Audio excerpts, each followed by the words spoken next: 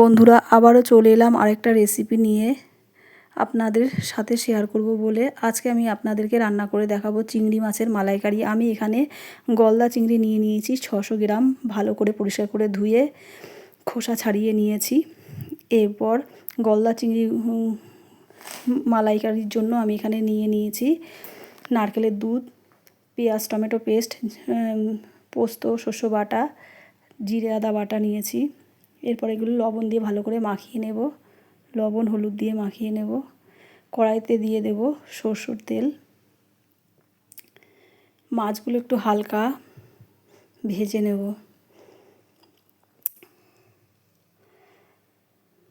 এক এক করে মাছগুলো সব দিয়ে দেবো কড়াইতে। হালকা ভাজবো বন্ধুরা, খুব বেশি ভাজবো না আমি। আপনারা চাইলে খোসা সমেত রান্না করতে পারেন। একটু হালকা উল্টে পাল্টে নিয়ে মাছটা আমার ভাজা হয়ে গেছে, এবার আমি তুলে নেব। এই তেলেই দিয়ে দেব কালো জিরে ফোড়ন,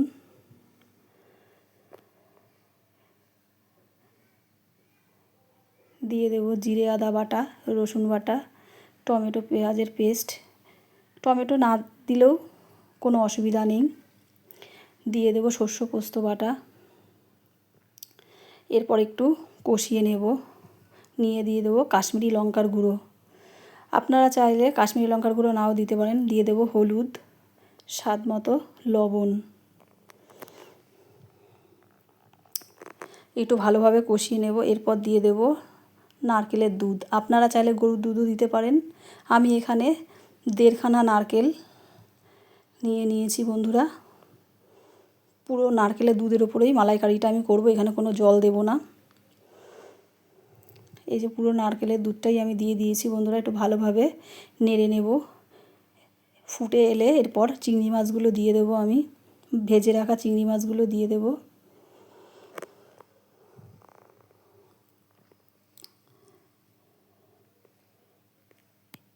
একটু নেড়ে চেড়ে দেব।